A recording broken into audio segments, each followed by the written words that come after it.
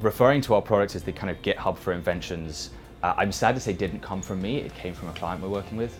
So one of the lead engineers at Stanley Black & Decker's breakthrough innovation team first played with our tool and said, oh, this is like a kind of a GitHub for invention.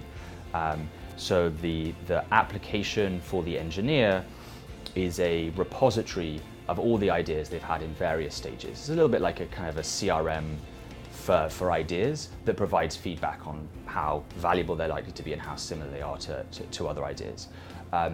So in terms of the competition that we face within Stanley Black & Decker, for example, is that what the engineers were using before they used us was a mixture of photographs of whiteboards, which they had on their phone, a mismatch of like a Google Docs, emails, really disparate data sources, and now it's consolidated into one place, and it allows them to prioritize based on likely novelty and value, which ideas to pursue and which ones to move forward.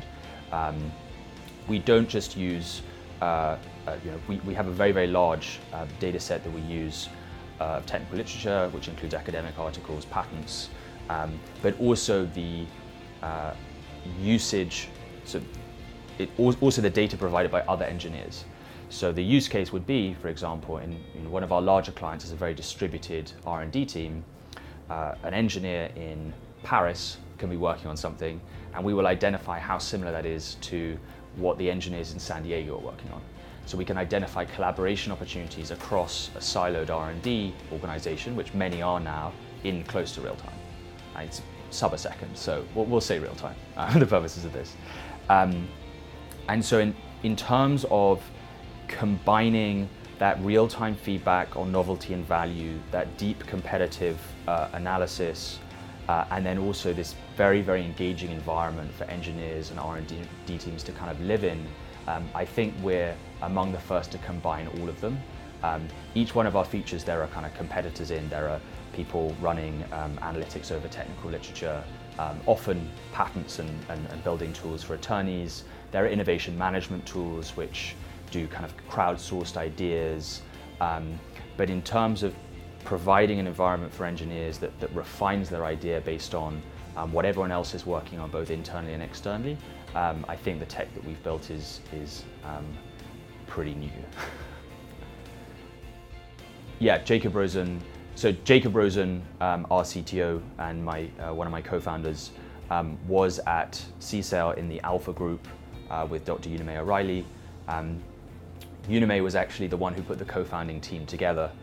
So she knew our chief scientist, and she was for a while a technical advisor for the company and still very close. And so that really is the MIT connection. We've actually stayed fairly close to home. We're based in Cambridge. And given what we're trying to do is increase R&D efficiency, this is probably the most innovative square mile or two on Earth, certainly up there. We've found the experience working with ILP to be enormously helpful. I think that having people who are focused on listening to the needs of large corporations, and particularly R&D departments, has been invaluable from the perspective of kind of shaping our value messaging. The introductions have been always incredibly high value and very well curated. The business advice from people like Marcus Darloff has been very helpful indeed, and all the events are a fantastic way for us to meet the people that we want to be partnering with and collaborating with.